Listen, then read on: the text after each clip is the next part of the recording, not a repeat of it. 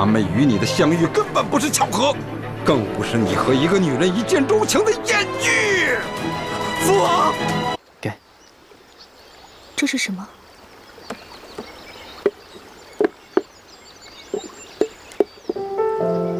哇，好漂亮的金面具啊！不过，这实在是太贵重了，倩影不敢收。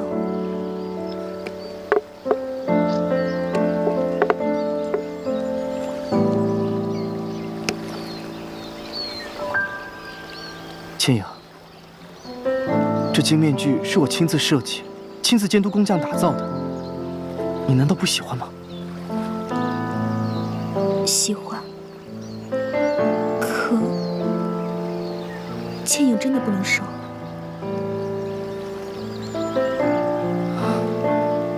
倩影，这是我第一次送女孩子东西，难道直到现在，你还不明白我的心意吗？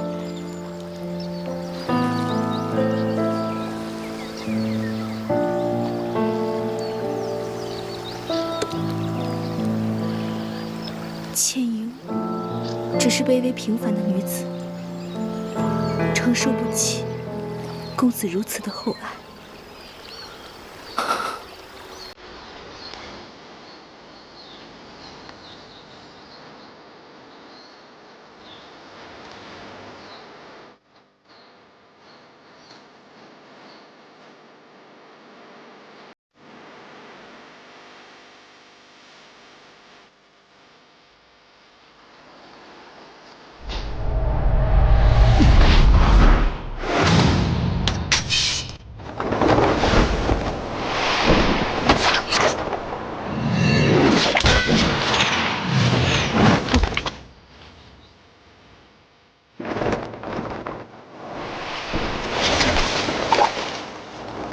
我在黑夜等你的黎明，我在这里，你在哪里？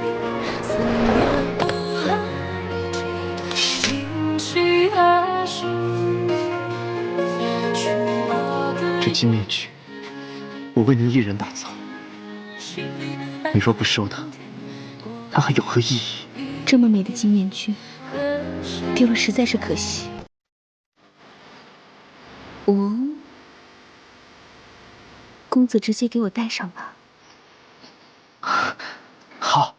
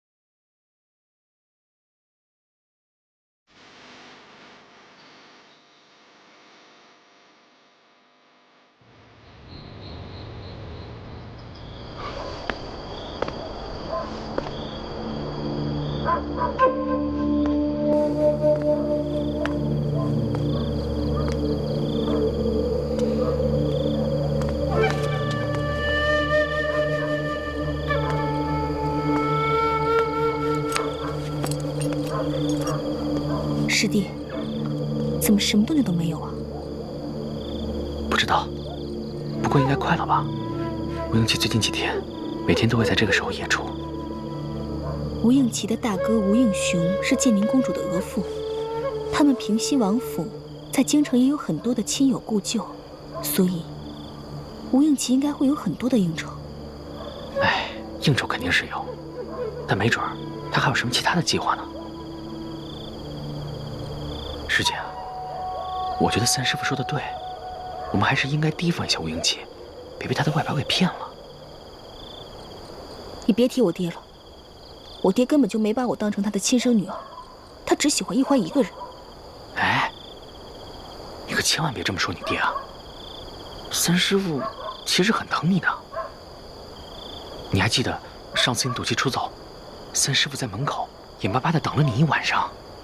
哎呀，哦，对了，还有你脸上的伤，三师傅其实一直都在为你寻找那些珍稀的药材，为你配制那个什么冰肌玉元膏。还有小师妹，其实她心里也一直觉得挺对不住你。好了，你别说了，我不想听。好，我不说了。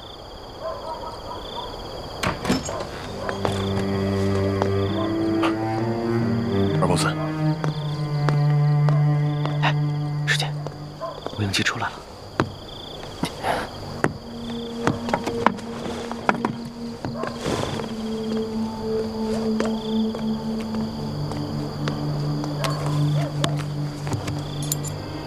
撤！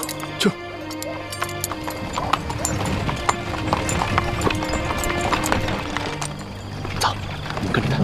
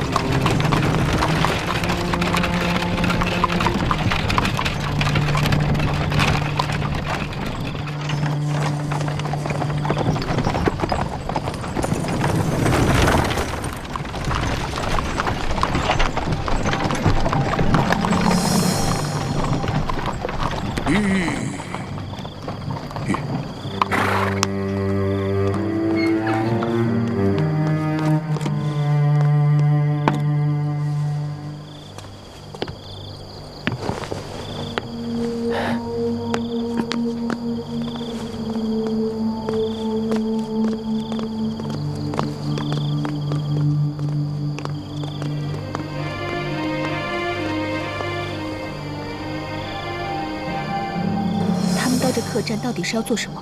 应该是见什么人吧。师姐，你在这守着，我跟进去看一下。嗯。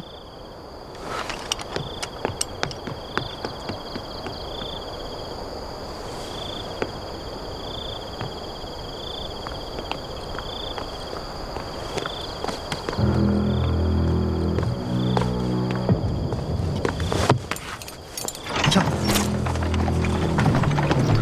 快跟上他们！师弟别急，只有石青红在马车上，吴应期应该还在客栈里。哎，师姐，你看走眼了，那个驾马车的根本就不是石青红，而是吴应期。他们刚刚在客栈里互相换了装束。难怪石青红今天一直带着竹笠，我这居高临下的看不清他的脸。原来他们在玩障眼法。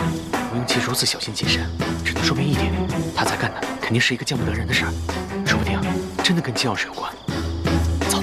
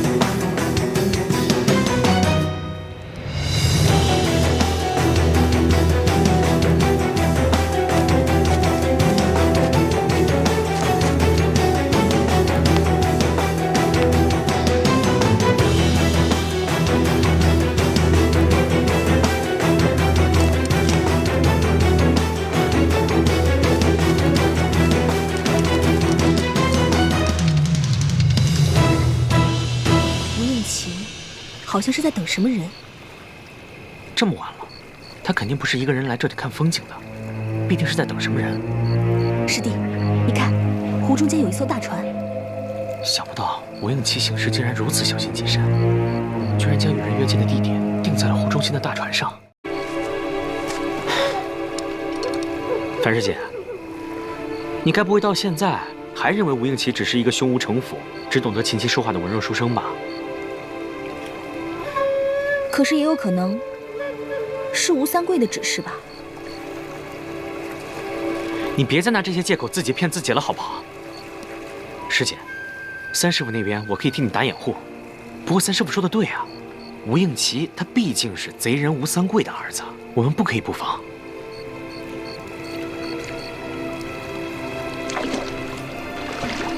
师弟，那现在我们该怎么办啊？放心吧，我有办法。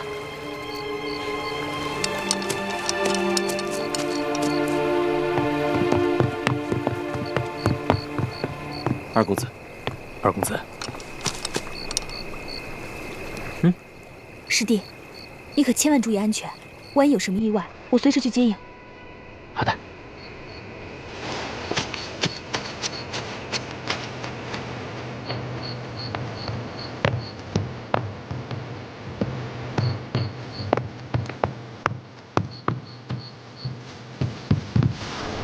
二公子，坐吧。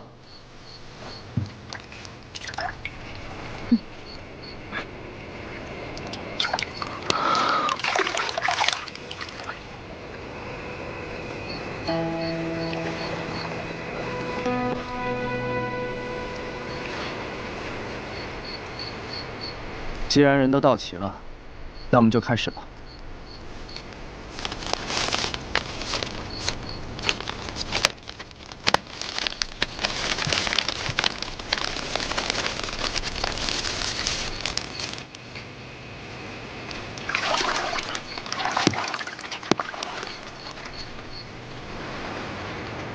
心里的任务，大家都记住了。记住了。既然记住了，知道该怎么办了。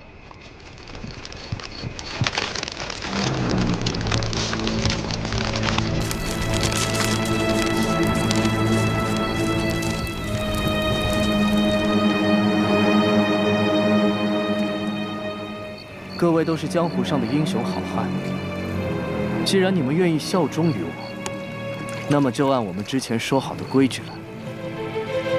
你们若肯忠于我，我保你们荣华富贵；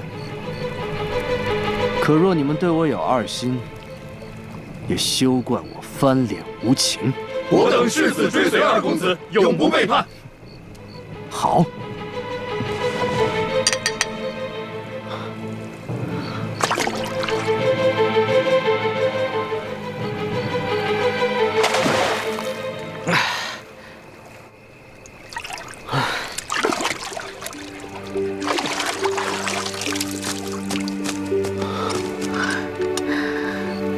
吴应奇约见的都是些什么人？我看不到舱内的情形，不过舱里除了吴应奇，大概还有10几个人。听他们说话和呼吸声，个个武功高强，应该都是江湖中的好手。吴应奇有提到这些人的名字和身份吗？没有啊，本来在这种地方约见就已经十分安全了，可吴应奇还是十分小心，出言谨慎，连即将布置的任务都是写在密信上的，我打探不到更多的消息了。师姐，现在你应该明白了，吴应奇其实很难对付，以前都是我们小看他了。也可能吴应奇没你说的这么可怕，这些江湖中人应该都是吴三桂暗中网罗的，他只不过是受他父亲的指派，和这些人接头罢了。至于那些密信，也有可能是吴三桂提前写好的呢。不对，吴应奇绝非一语之辈，他心机很深，好像在暗中谋划着什么事情。对了，那些江湖之人宣誓的时候，也口口声声地说效忠的是他吴应奇，而非吴三桂。师姐，我觉得三师傅说的对，你现在是被吴应奇给蒙蔽了，丧失了应有的判断。我哪有？我只不过只是在分析另一种可能性罢了。小心驶得万年船。不管怎么说，我们以后跟他打交道的时候，还是小心一点吧，千万不要利用他不成，反而被他给利用了。老大，你就别再板着一张脸了，行吗？皇上千万别折煞奴婢了。奴婢啊，跟皇上是尊卑有别，奴婢再也不敢冒充什么老大，冒犯龙威了。朕知道你心里还在生朕的气。没有，奴婢在皇上面前只是一只小蟑螂。哦不，奴婢就是一只小臭臭。只要您龙族一抬啊，就能把奴婢剁个稀巴烂。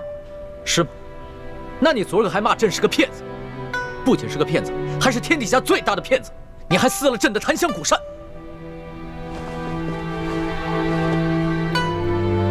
奴婢得了失心疯了，求皇上治罪，奴婢罪该万死。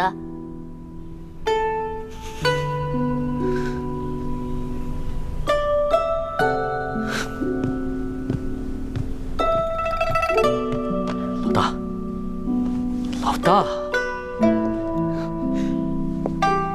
你就别再和朕赌气了，好吗？你以为朕不想杀尽贪官，整顿吏治吗？朕想，朕做梦都想。可是朕这个皇帝也不是万能的。太皇太后说的对，这朝中的事情很复杂，没那么简单，不能操之过急，否则只怕打虎不成反被虎咬。朕只能徐徐图之，你要体谅朕的苦衷啊！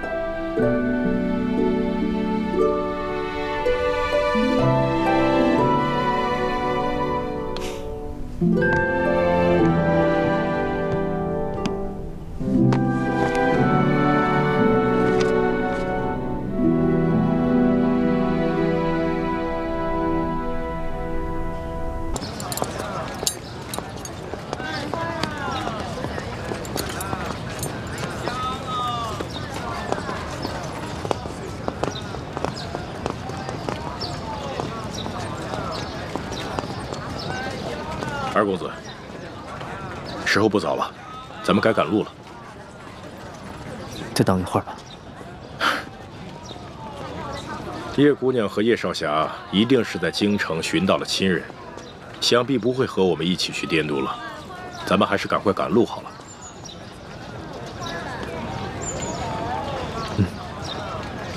来，二公子请。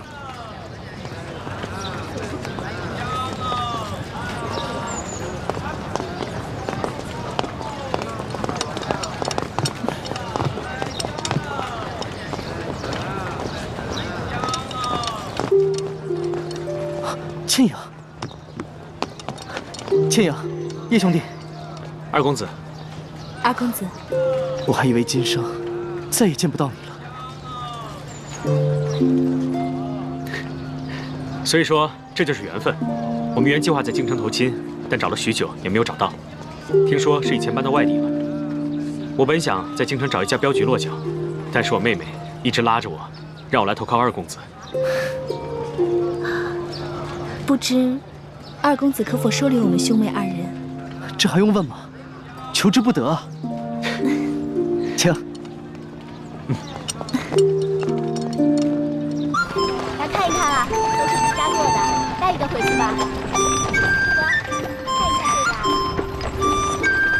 真没想到，滇都不仅有京城的繁华，还有京城看不到的民族风情。对啊，其实滇都啊。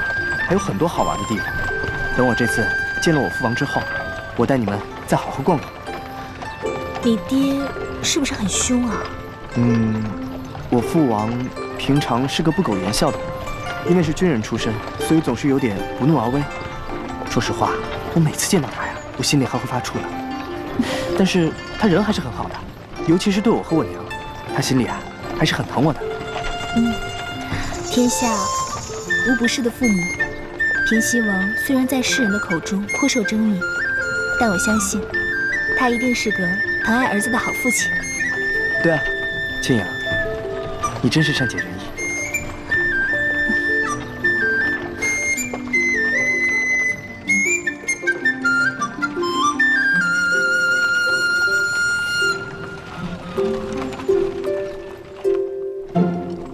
二公子辛苦了。王爷有命，要二公子一回来，速去复命，不得耽搁。好，我这就去。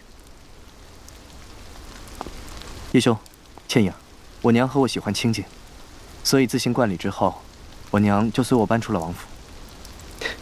这样甚好。倘若真是平西王府的话，只怕我们兄妹二人还不敢踏入了。吴嬷嬷，这位是叶兄弟，叶姑娘，你要为他们安排最上等的客房。二公子放心，昨夜接到消息，我就准备好了，一切用度都安排了最好的。哎，对了，让你准备的药材，你准备齐了吗？大多都准备好了，都是双份，但唯有一味雪肤草只找到了1份。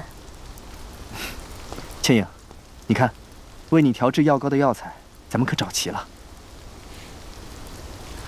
可是，皇上命你把1份药材送往京城，这雪肤草却只有1份。皇上那边啊，咱们再想办法。当然是先给你找齐了药钱。叶兄，倩影，我还有要事，就无暇陪你们先拜见我娘了。你们先到府上安顿，有什么需要的就跟吴嬷嬷讲，等我晚上回来，再给你们接风洗尘。二公子且忙正事要紧，不必以我们兄妹2人为念。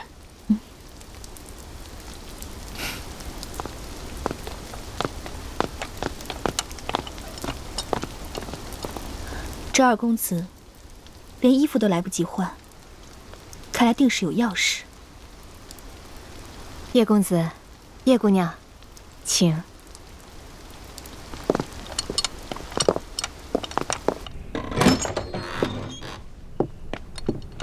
叶姑娘，请。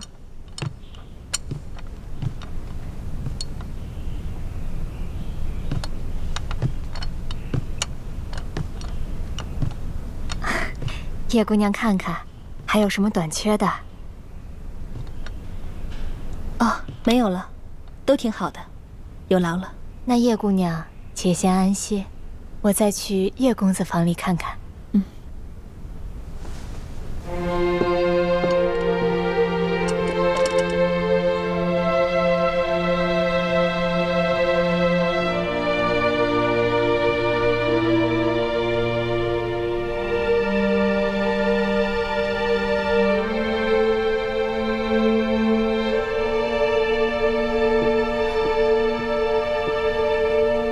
奴婢望月奉主母之命来请叶姑娘一见。你家主母是？我家主母是平西王侧妃，二公子的娘亲。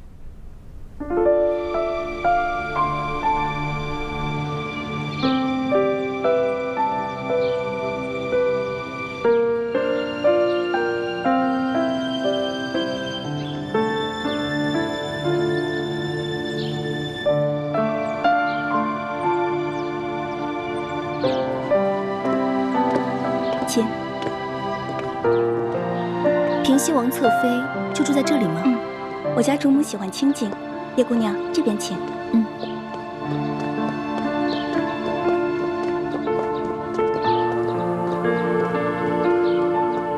主子，叶姑娘来了。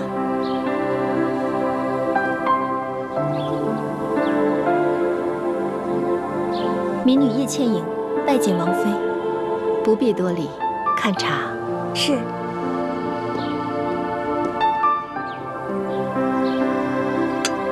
想不到二公子的娘亲如此年轻美貌，优雅端庄，也只有她这样的娘亲，才生得出二公子那样的儿子吧。我琪儿在家书上说，叶姑娘是她新结识的朋友。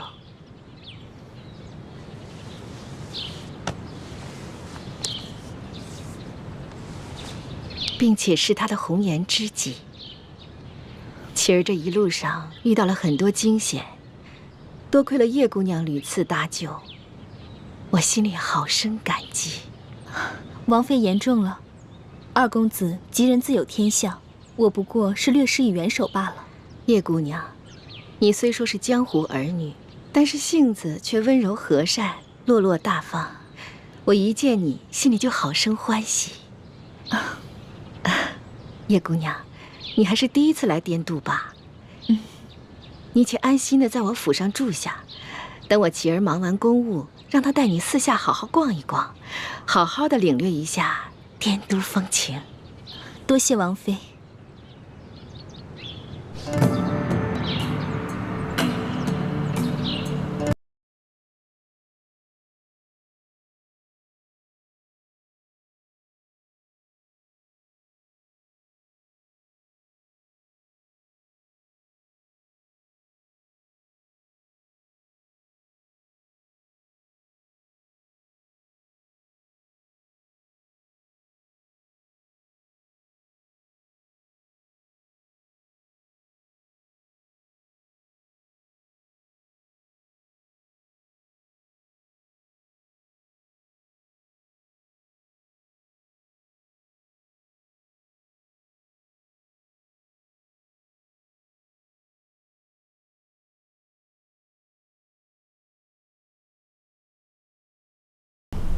孩儿不敢有所隐瞒。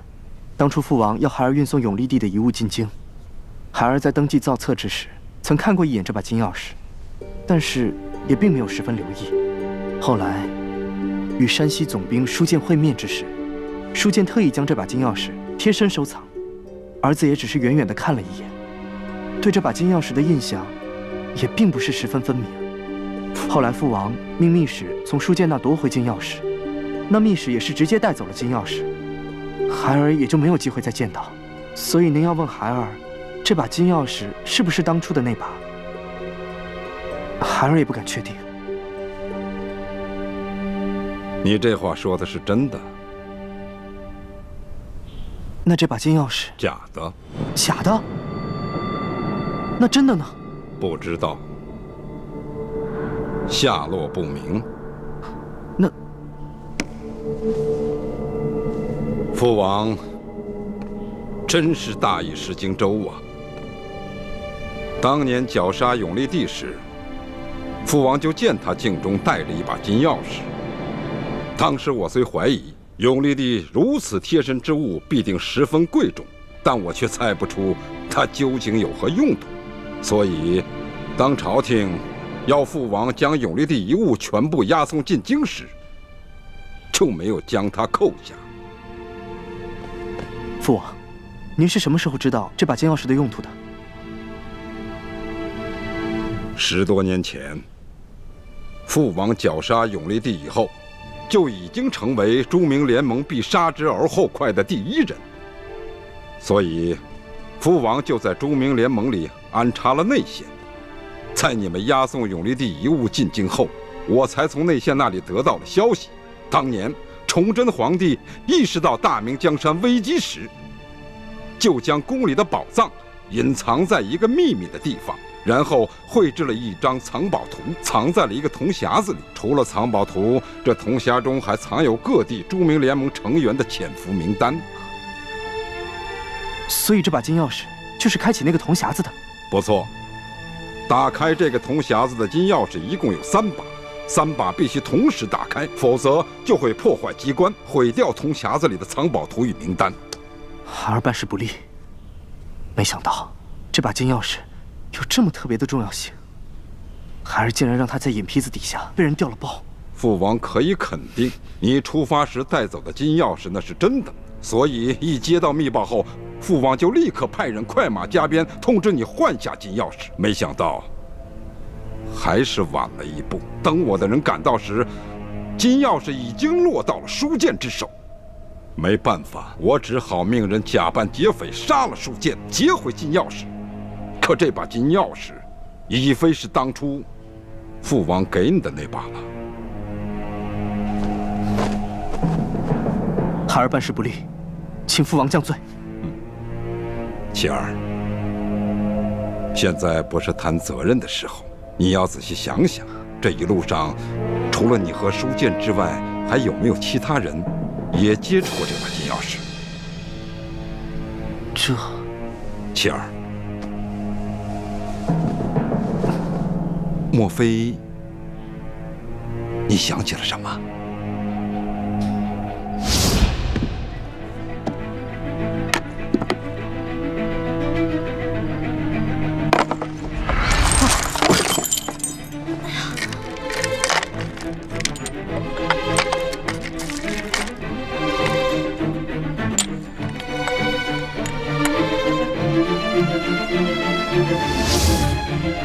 父王，孩儿将押送过程想了又想，实在没发现是哪个环节出了什么问题。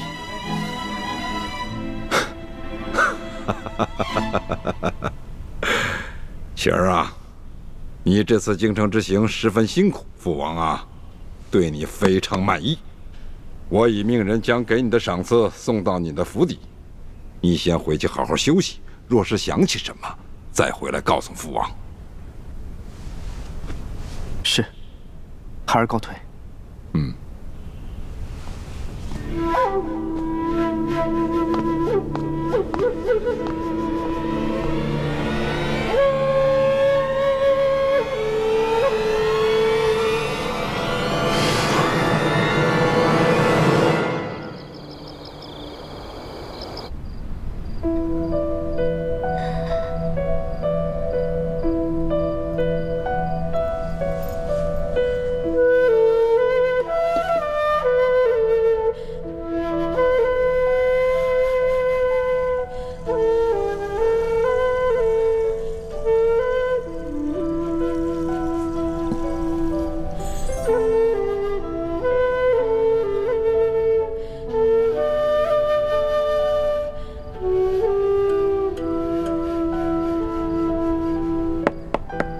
千阳，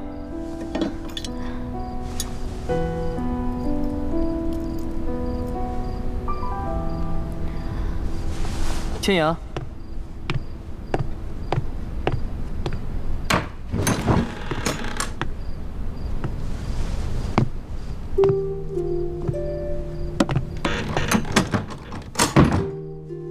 怎么样？在这儿住得惯吗？要是缺什么的话，就跟我说一声。你娘给我送了好些衣物、玩物和金银首饰，现在我什么都不缺了。那就好。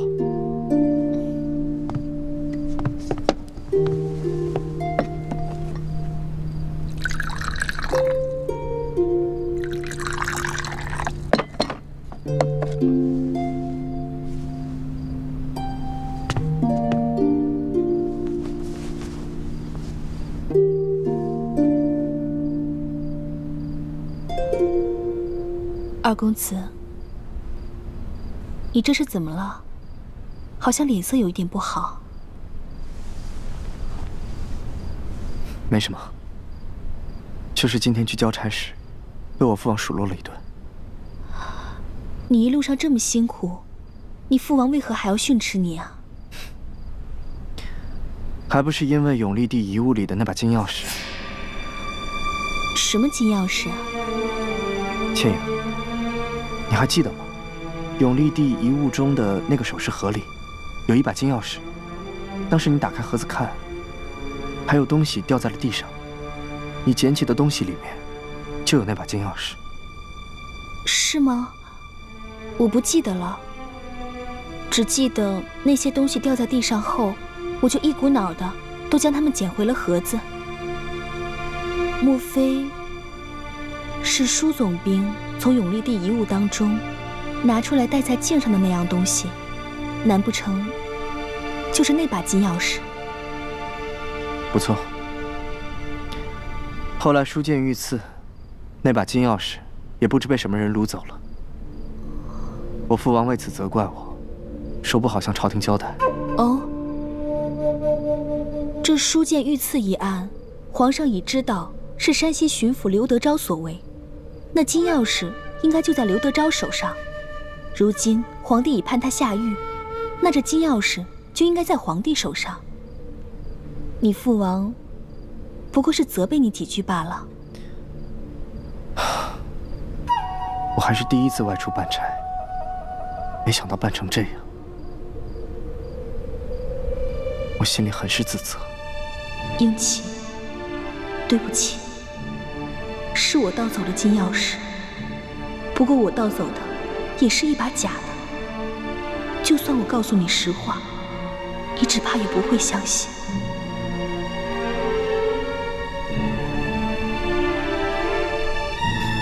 时候不早了，早点歇息吧。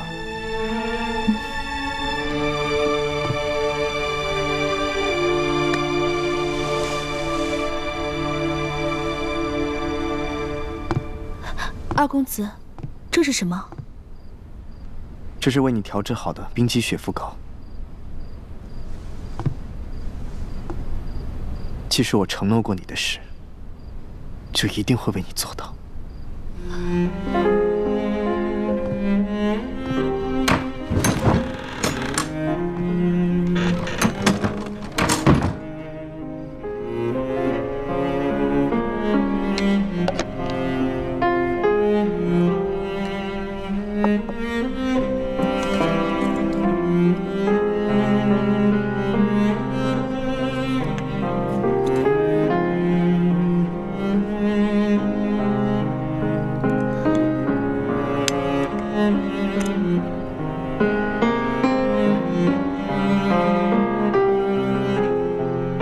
英奇，对不起，对不起。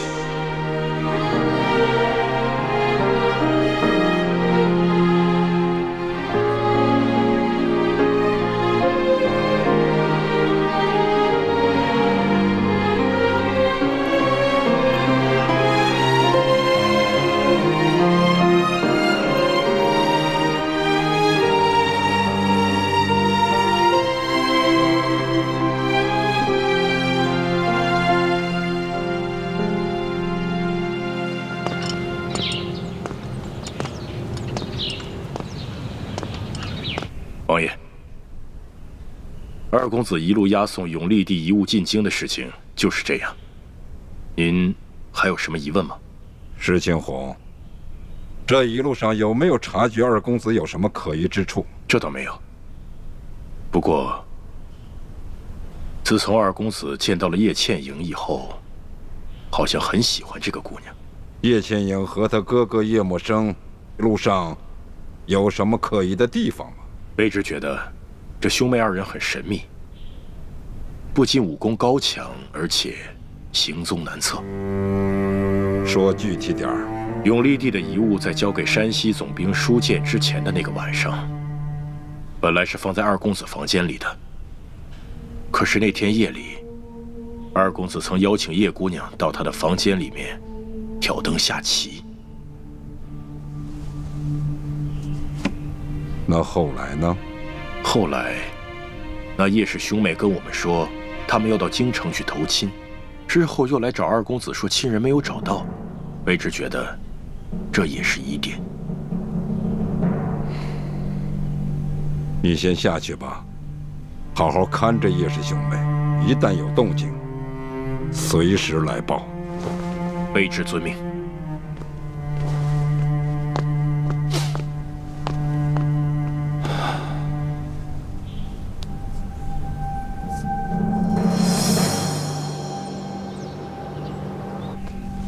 二公子，王爷问我话的情形就是这样。好，对我果然忠心。这是我父王赏我的，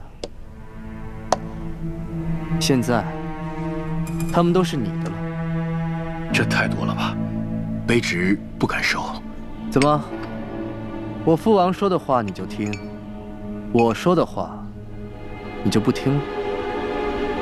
卑职不敢。老实啊，自从我父王把你调到我身边，我就知道你是来干什么的。二公子，卑职虽然效忠于王爷，但自从到了二公子身边，从未在王爷面前说过您半句坏话。我知道，要不然你也活不到今天。二公子，这话什么意思？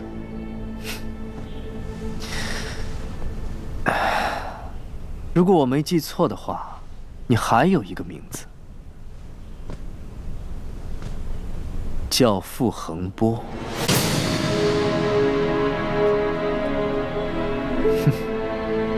你怎么知道？我不仅知道你叫傅恒波，是曾经伏虎山的山大王，我还知道你曾经袭击过我父王的粮队，还偷袭过我父王。我父王左肩上的那道剑伤，也是你的杰作吧？后来看我父王在云南的势力越来越大，就改头换面，化作石青红，投靠了我父王。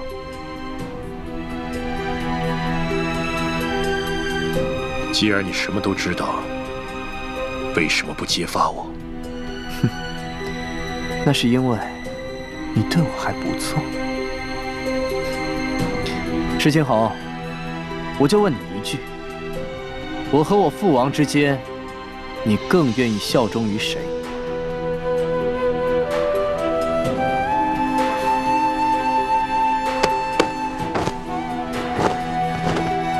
卑职更愿意效忠二公子。哼，好。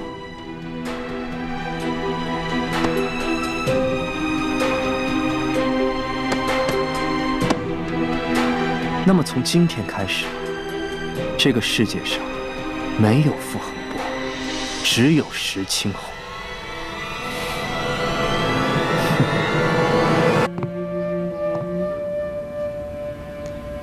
吴应期既然已经开始盘问金钥匙的事情，显然是对我们起疑了。我想，我们必须赶紧撤了，不然只怕走不了了。不行，我们的任务还没有完成，不能就这么半途而废。吴应奇虽然对我们有点起疑，但没有说破，反而送了我冰肌雪肤膏，这说明他没有任何证据。如果我们就此撤离，反而坐实了他对我们的怀疑。好，那我们就再观察一下看看。不过如果形势不对的话，我们只能放弃任务，先撤离再说。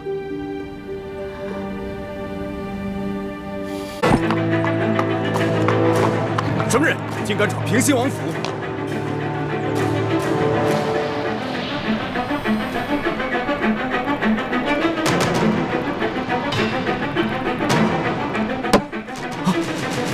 你没想到吧？一路上与你朝夕相处的叶倩影和叶默生都是著名联盟的奸细，他二人根本不是兄妹，而是师姐弟。叶倩影本姓樊，应该叫樊倩影，他爹就是前明御医樊离。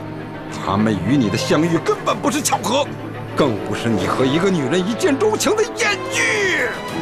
父王。